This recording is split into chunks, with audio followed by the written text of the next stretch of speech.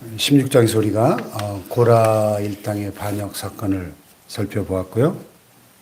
이어지는 17장에서 하나님께서 그 이스라엘 자손들의 그 하나님의 영적 질서와 리더십과 권위에 도전하는 그 행위가 얼마나 잘못된 것인가를 분명하게 한 번 더 짚고 넘어가시고 그것을 영원히 대대로 그들이 기억하게 하시려고 지팡이를 아론의 쌍난 지팡이 사건을 또 보게 하십니다.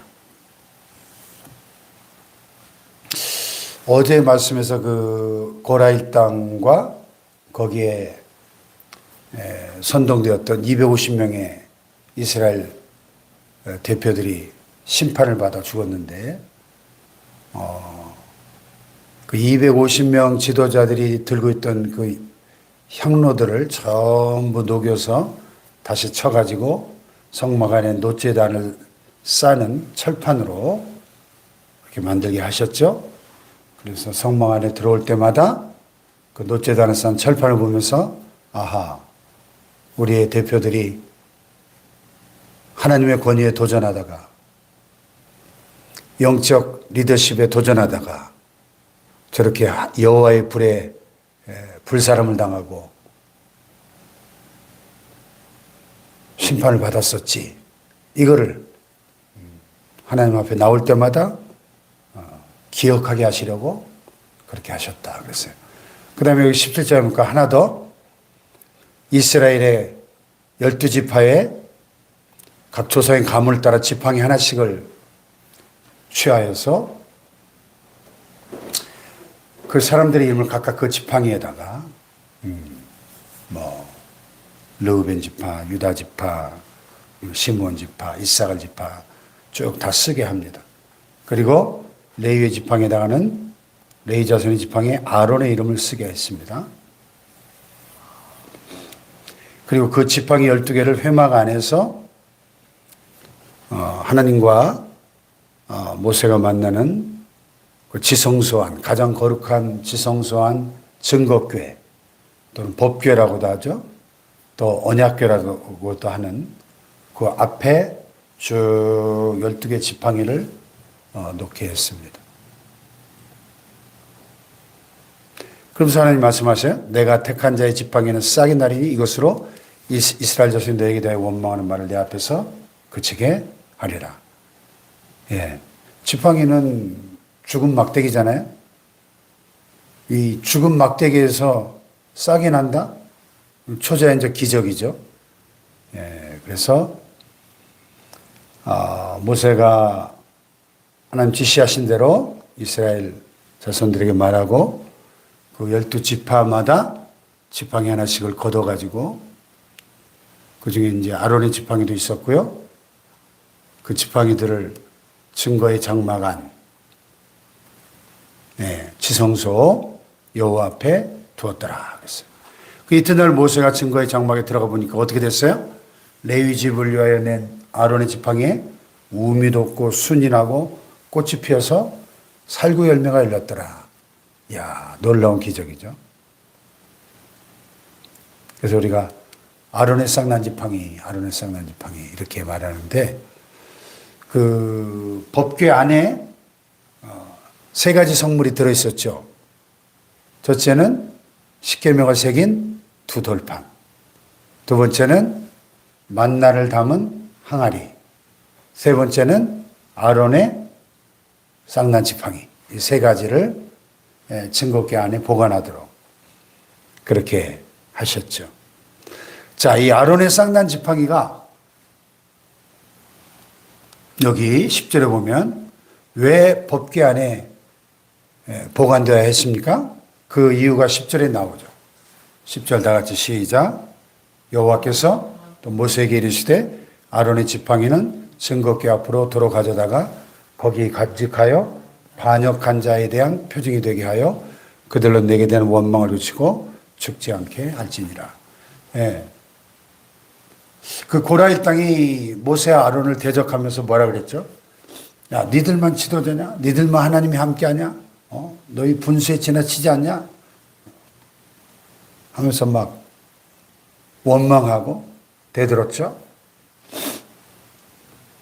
근데 지도자는 하나님이 세우신 것이다 하는 것을 보여주시기 위해서 12지파인 가운데 아론의 지팡이에만 싹이 나게 하셨다는 겁니다.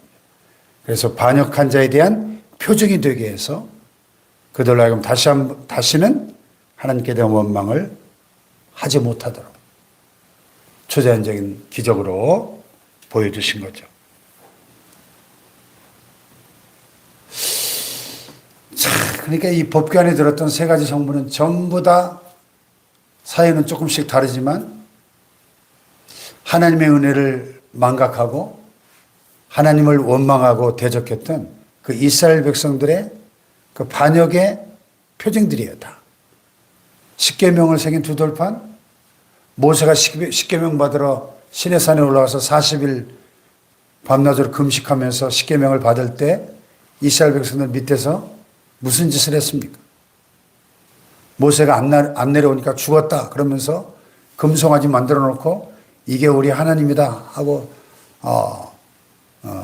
그냥 난리법석을 피웠죠. 그 모세가 40일 만에 십계명 받아가지고 내려오니까 밑에서 그 짓들을 하고 있으니까 너무 화가 나가지고 어떻게 했죠? 그 십계명 새긴 두 돌판을 집어 던져가지고 박살내버렸죠. 참 모세도 참 성질 참 대단합니다. 하나님이 직접 새겨주신 그 거룩한 돌판을 갖다 그냥 집어 던져버려요.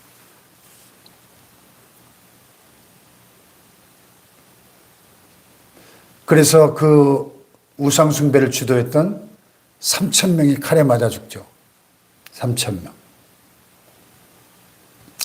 그리고 모세가 다시 시내산에 올라가서 다시 40일 금식하면서 두 번째 십계명 돌판을 가지고 내려오죠. 그 법궤 안에 들어간 그 십계명 두 돌판은 두 번째로 하나님께 받은 돌판이에요.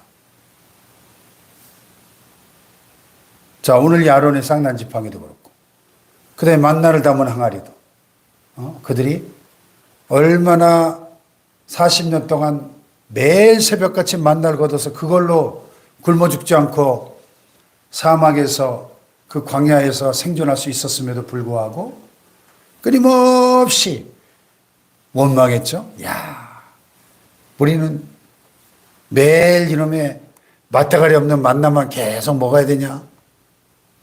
근데 만나가 맞대가리가 없어요? 여러분, 만나의 맛은 꿀 섞은 과자 같은 맛이라고 그랬어요. 꿀 섞은 과자. 맛동산 같은 맛인가? 이걸 뭐 갈기도 하고 뭐 볶기도 하고 뭐 여러 가지 음식을 만들 수 있도록 그 안에 여러분 사람이 소금 안 먹으면 죽잖아요. 광야 40년 동안 어떻게 이스라엘 백성들이 소금을 어디서 구했죠? 그 만나 속에 그들의 생존에 필요한 모든 영양소가 다 들어있었던 거예요. 얼마나 하나님의 섬세한 배려입니까? 그건 무조건 감사해야지. 일용할 양식을 주시는데 감사하지 못하고, 야, 우리가 애굽에 있을 때는 그래도 생선과 오이와 부추와 파와 마늘 아주 그냥 시커 먹었는데, 그 고기 가마 곁에서 배불리 먹었었는데, 애굽으로 다시 갔으면 좋겠다. 그러면서 원망했잖아. 그러니까 이 법궤 안에 들었던 세 가지 성물 전부 다 뭐예요? 하나님을 향한 이스라엘의 원망과 반역의 표징들이에요. 다 세 가지가 다. 왜 법궤 안에 그 세 가지 성물을 왜 보관하게 하셨어요? 그 성물들을 볼 때마다 하나님, 우리가 하나님의 은혜를 망각하고 원망했던 우리의 죄를 용서해 주옵소서. 기억하고 회개케 하도록 이제 그들로 내게 대한 원망을 그치고 죽지 않게 할지니. 결국 그들이 광야에서 원망하다가 40년 동안 방황하고 결국 출애굽 1세대가 다 멸망당하고 그들의 시체가 광야에 엎드러지고, 그 광야는 출애굽 1세대의 거대한 공동묘지가 되고 말았지 않습니까?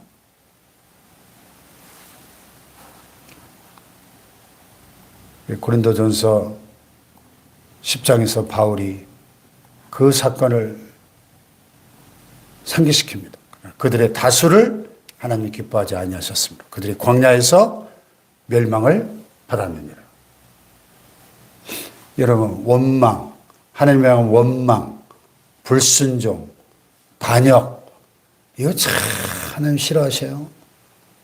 오늘날도 이 하나님이, 이 출애굽 시대 하나님이 오늘날 동일한 하나님인 줄 믿습니다. 하나님은, 여러분, 하나님도 감정이 있으셔요. 우리만 감정이 있습니까? 여러분, 우리 인간 관계에서도 누군가가 나를 향해서 볼 때마다 원망하고, 불평하고, 막 비난하고, 욕하면 내가 기분이 좋겠어요? 참, 볼 때마다, 아이고, 목사님 감사합니다. 아이고, 목사님 설교에 은혜 받았습니다. 아이고, 저하고 영상 공부하는 목사님들, 홍 박사님 정말 탁월하십니다. 정말 감사합니다. 이래야 기분이 좋지. 볼 때마다 원망하고 비난하면 얼마나 기분 나빠요. 이스라엘이 그랬다니까요. 그들의 절대 다수가. 그들의 다수를 하나님이 기뻐하지 아니하셨대. 여러분, 우리가 이왕 하나님을 섬길 때 하나님을 기쁘시게 해드리는 하나님의 자녀들, 하나님의 종들 되시길 축복합니다. 하나님의 마음이 기뻐야 여러분에게 복이 임할 거 아니에요. 하나님이 여러분을 기뻐하지 않으시면 어떻게 복을 받겠습니까? 만복의 근원이 하나님이신데. 하나님을 한번 감동시켜 보세요. 자다가도 떡이 나오죠. 만복이 임할 겁니다. 할렐루야, 만복이. 이러한 일은 우리들의 본보기가 되어 우리로 하여금 그들이 악을 즐겨한 것 같이 즐겨하는 자가 되지 않게 하려 합니다. 악을 즐겨했대요, 이스라엘 백성들이. 참 비극이죠. 그들 가운데 어떤 사람들과 같이 너희는 우상 숭배하는 자가 되지 말라. 기록된 바 백성이 앉아서 먹고 마시며 일어나서 뛰는다 한 것 같은 일. 우상 숭배하다가 멸망했던 것. 오늘날의 우상은 뭐예요? 돈과 명예와 권력과 쾌락과 하나님보다 더 사랑하는 이 세상적인 모든 것들이 다 탐심은 곧 우상 숭배니라. 그러므로 땅에 있는 지체를 죽이라. 곧 음란과 부정과 사욕과 악한 정욕과 탐심이니 탐심은 곧 우상 숭배니라 그랬잖아요, 성경에. 여러분, 우상 숭배하는 자들 천국 갑니까? 지옥 갑니까? 지옥 가죠? 요한계시록에 분명히 말씀하고 있죠. 지옥불에 던져질 사람들의 리스트가 쫙 나오죠. 거짓말하는 자들, 우상 숭배하는 자들, 믿지 않는 자들 다 지옥 갑니다. 그들 중에 어떤 사람들이 음행하다가 하루에 23,000명이 죽었나니 우리는 그들과 같이 음행하지 말자. 간음죄로 멸망을 받았고요. 그들 가운데 어떤 사람들이 주를 시험하다가 뱀에게 불뱀에 물려 죽었죠. 우리는 그들과 같이 시험하지 말자. 하나님은 시험의 대상이 아니고 신뢰의 대상인 줄 믿습니다. 그들 가운데 어떤 사람들이 원망하다가 멸망시킨 자에게 멸망하였나니 너희는 그들과 같이 원망하지 말라. 너희는 감사하는 자가 되라. 그랬죠, 성경에. 할렐루야, 감사하는 자. 그들에게 일어난 이런 일은 본보기가 되고 또한 말세를 만나 우리를 깨우치기 위하여 기록되었느니라. 본보기. 말세를 만나 우리를 깨우치기 위해서 이 이스라엘의 이 비극의 역사가 기록됐다는 겁니다. 그런즉 선질로 생각하는 자는 넘어질까 조심하라. 아멘. 네. 오늘날도 많은 하나님의 백성들이 이 교회 안에서 이 광야에서 멸망당했던 이스라엘 백성들처럼 악을 즐겨하고 우상 숭배하고 음행하고 주님을 시험하고 원망하는 이 5가지 죄악을 버리지 못하고 이 죄악을 먹고 마시다가 광야에서 멸망당했던 이스라엘처럼, 그래서 가나안 땅을 밟지 못했던 이스라엘처럼 하나님의 부름을 받았는데 출애굽의 은혜를 입었는데 광야 같은 세상 사는 동안 이 5가지 죄악을 버리지 못하고 이스라엘 백성들처럼 이 5가지 죄악을 계속 저지르고 그 죄 가운데 머무른다면 천국 못 갈 수도 있다는 거예요. 본보기로 경고로 우리에게 이 말씀을 주셨다는 것입니다. 아멘. 참 심각한 말씀이죠. 그래서 지옥에 가는 크리스천들이 참 많을 수 있다는 거예요. 교회만 왔다 갔다 한다고 다 천국 가는 게 아니더라는 겁니다.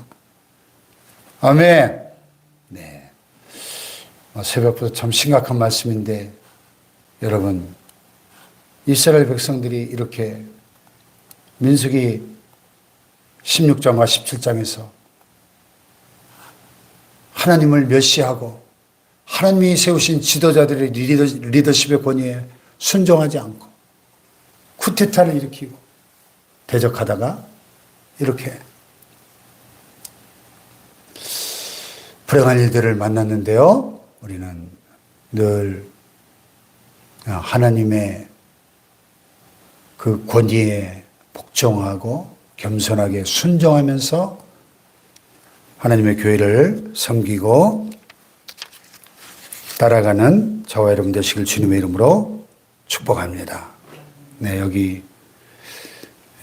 오늘 묵상 에세이에 우리들 교회 분당의 김양재 목사님의 글이 소개가 되어 있어요.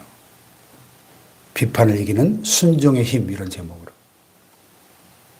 요즘 많은 분들이 한국교회를 막 비판하는데 그 비판을 위한 비판을 계속한다면 교회는 분열되고 무너지게 되겠죠. 그래서 참 조심해야 됩니다. 그래서 권위와 질서에 순종하는 훈련이 필요하고요. 이 김학재 목사님 고백하여, 저도 이분이 이제 70이 넘으셨고 지금 위암인가 하여튼 암투병도 하셨고 그런데 그렇게 수십 년 목회를 하시면서 또 본인이 학생회 때 며느리로 있을 때 또 아내의 때 목사로 사역할 때 힘든 일이 참 많았지만 그때마다 부모님을 비판하고 가족을 비판하고 한국을 비판하고 교회와 성도들을 비판하지 않았다는 거예요. 예. 어느 누구와도 싸우지 않고 잠잠히 자신이 속한 질서에 순종했기 때문에 그분의 그 말씀 사역과 가정을 회복시키는 사역이 하나님의 축복 속에 한국 교회를 대표하는 그런 사역이 됐죠. 하나님 뜻에 순종할 때 가정이 살아나고 일터가 살아나고 교회와 나라가 살아난다. 이렇게 말씀하고 있습니다. 오늘 여러분 순종의 힘으로 나도 살고 우리 가정도 살고 교회도 살리는 저와 여러분 되시길 주님의 이름으로 축복합니다. 기도하십시다. 5월 첫날입니다.